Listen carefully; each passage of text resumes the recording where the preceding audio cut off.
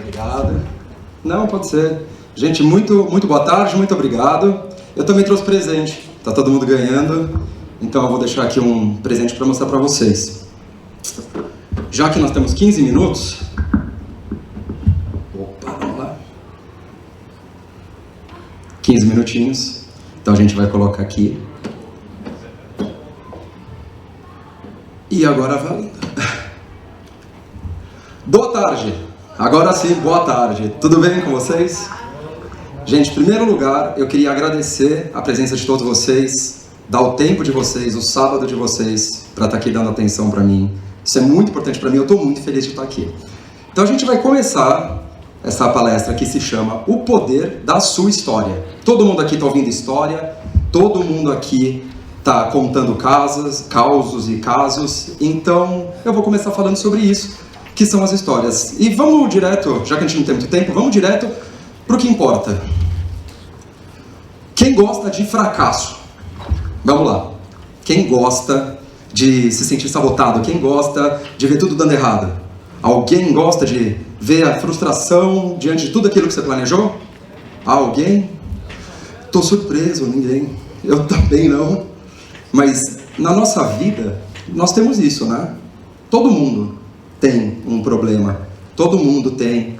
Passando agora, cada um sabe o que é. Um probleminha acontecendo, uma insatisfação, uma coisa que não tá legal. Você tem o colega do lado, ou do fundão ali. Então eu vim trazer duas notícias para vocês sobre isso. Uma notícia muito boa e uma notícia ruim.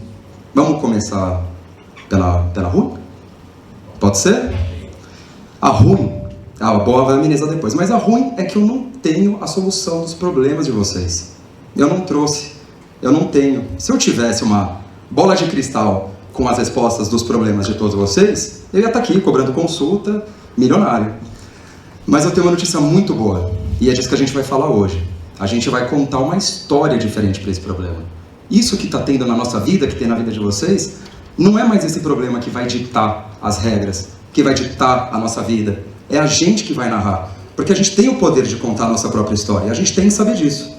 Então, como a gente, de novo, não tem muito tempo, esse pequeno livrinho da nossa vida vai ter 4 capítulos bem curtinhos. Então anotem aí, vai cair na prova, decorem, é o mais importante de tudo. Começo, meio e fim, como toda boa história. Eu falei 4, o quarto vai ficar lá pro final, não esqueci não. Então, pra gente começar, eu vou começar pelo começo, como a gente diz, letra A, que é o começo, é a ativação. A ativação, toda a história começa com um problema. Gente, não tem história bacana, não tem história legal nenhuma que não tenha um problema, que não tenha um desafio. A gente só consegue ter uma história de sucesso quando a gente passa por ele. Então, vamos lá. Eu vou contar para vocês então uma história curta e breve. Eu, nos meus 20 e poucos anos, um jovem querendo fazer faculdade de comunicação, fui fazer televisão, que era o meu sonho. Eu não queria trabalhar na empresa do meu pai, na empresa da minha família. Eu queria ter o meu próprio espaço, né? Eu queria, com a minha ambição, fazer o meu próprio caminho. Fui lá, arrumei um trabalho de roteirista, estagiário.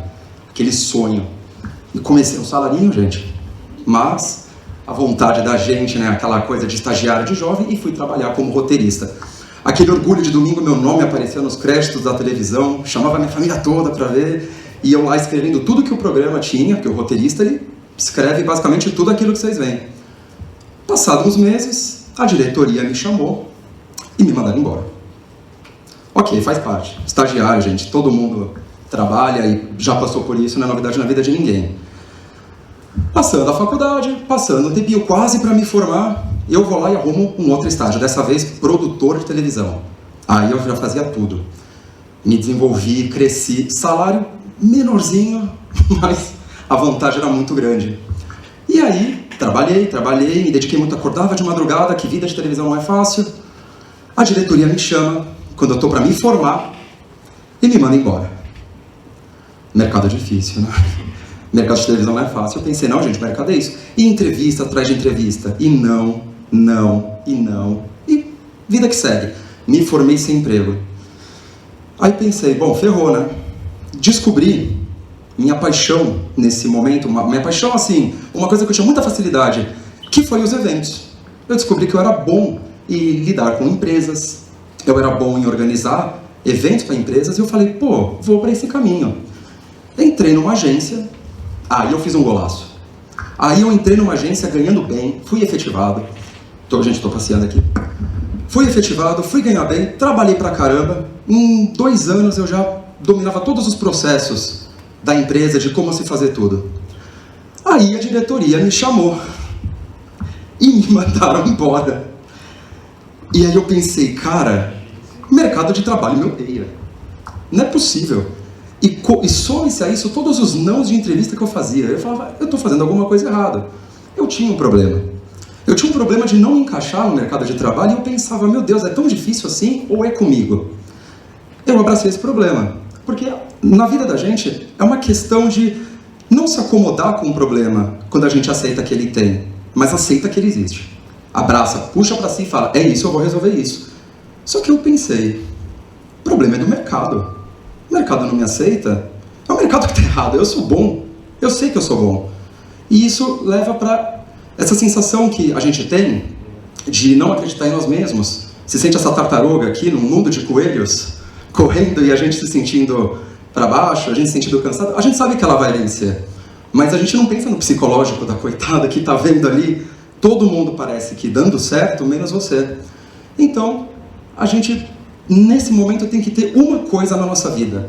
Nunca, nunca duvide de si mesmo. Primeira lição deste começo. Se tem um problema com você acontecendo, se tem um desafio que você está passando, jamais duvide que você é capaz de resolver isso. Porque a partir desse momento, você chega no meio, que é a parte 2, letra B, crença. Eu coloquei belief, porque esse B vem de belief em inglês, mas é a crença que eu falo, a mudança da mentalidade que você tem diante dessa situação. Isso vai fazer toda a diferença. Então nessa época eu tinha uma mentora. Procurei uma mentora, porque, né, para não enlouquecer dentro dessa situação, e ela falava assim para mim, Francisco, você é um empreendedor. E eu parava para pensar, eu falei, cara, imagina, eu, empreendedor, isso é coisa da minha família que faz isso. Tipo o Harry Potter, quando, sabe que é bruxa, assim, mas vem aquela coisa, jamais duvide de você. Falei, beleza, fiquei com isso na cabeça, mas fui trabalhar na empresa da minha família mesmo assim. Porque boletos, né? Boletos precisa, então eu falei, eu vou humildemente lá trabalhar numa empresa, inclusive de eventos, que é da minha família, olha a teimosia.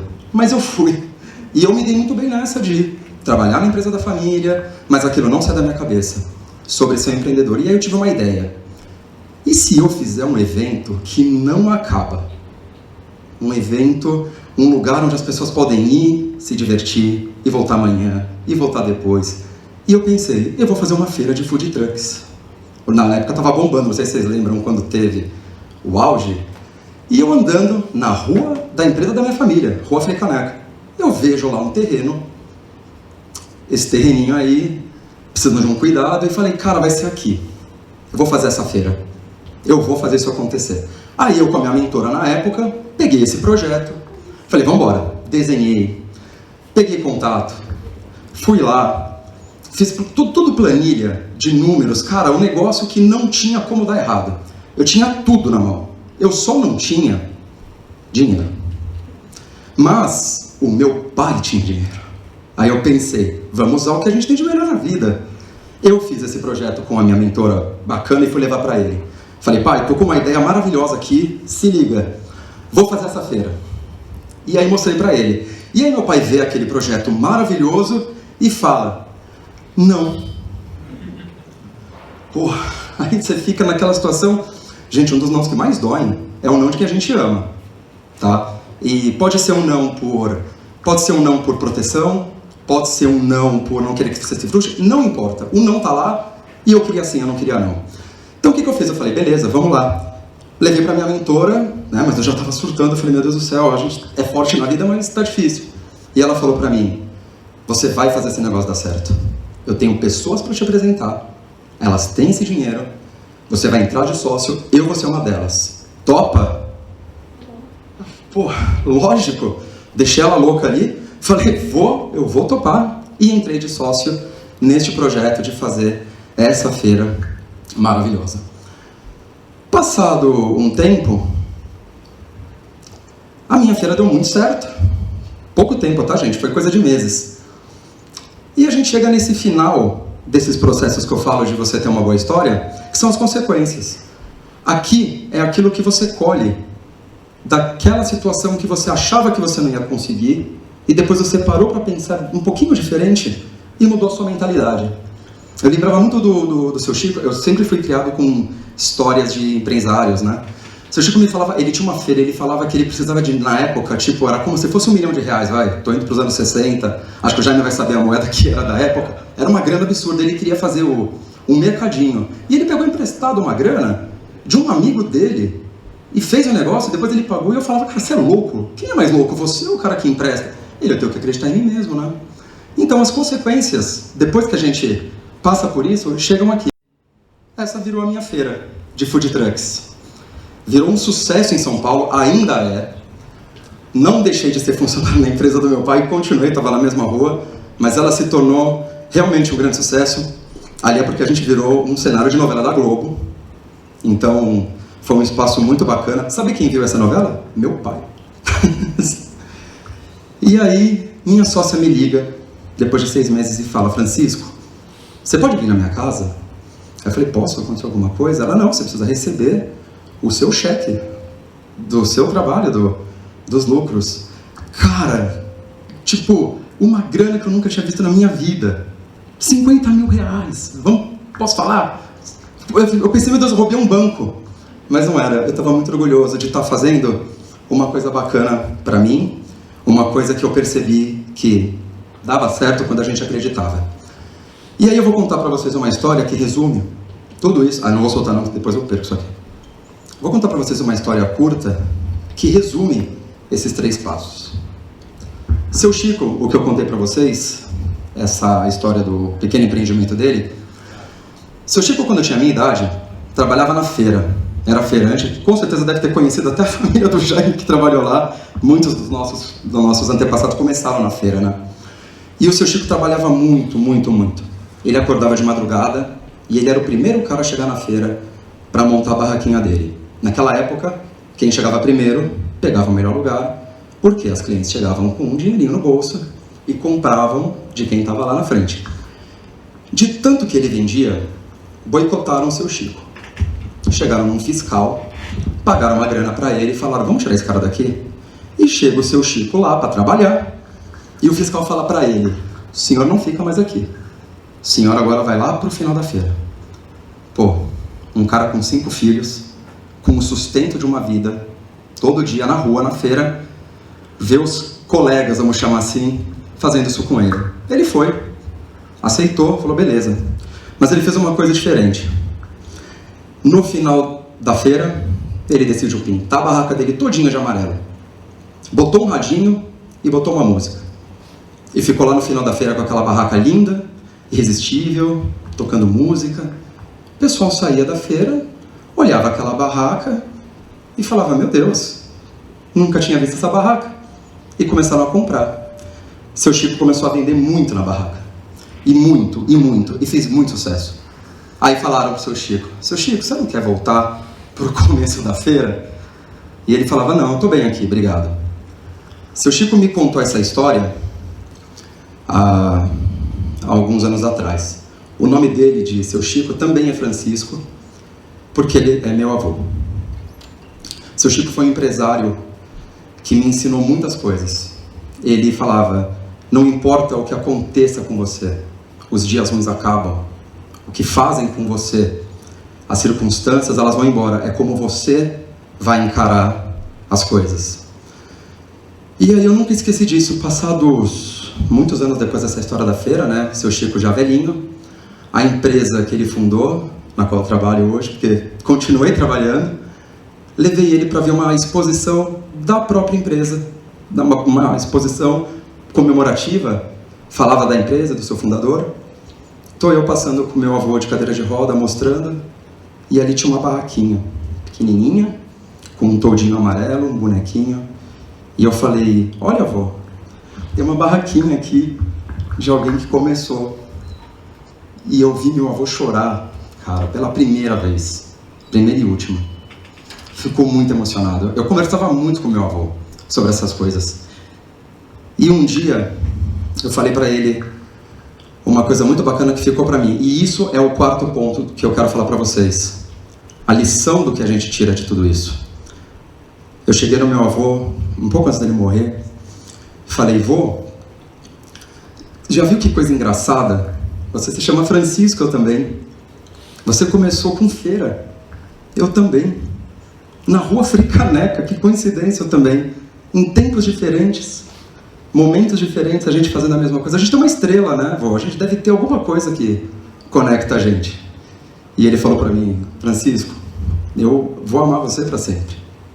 Eu me emociono contando isso, porque pessoas de sucesso, as pessoas que realmente têm sucesso em suas vidas, em qualquer esfera que elas sejam, elas não são privilegiadas, sortudas, abençoadas mais que os outros. Elas têm uma coisa em comum, elas contam a própria história. Elas não deixam as circunstâncias, nem os outros contarem por elas. Elas não desistem. Só para encerrar, que eu acho isso muito bonito, a barraquinha que ele fazia na feira se chamava São Jorge. Foi o nome da primeira vendinha dele também, São Jorge, e os supermercados que ele fez também, São Jorge. Ele era muito devoto a São Jorge. E que curioso, eu cheguei aqui ontem à noite para ensaiar, aquela chuva, aquele frio, nem percebi. Hoje de manhã, quando eu cheguei pensando nele, que ia contar essa história, a primeira imagem que eu vejo é uma imagem de São Jorge. Então, eu sempre lembro dele nisso. Então, gente, eu queria falar para vocês essa mensagem, contar essa história para vocês e dizer o seguinte, isso daqui é o nosso maior presente. Como vocês podem ver, ele acaba muito rápido. Então, eu comecei com uma pergunta e vou terminar com outra. Qual é a história que vocês querem deixar para vocês? E como é que vocês vão contar ela? Pensem nisso. Muito obrigado.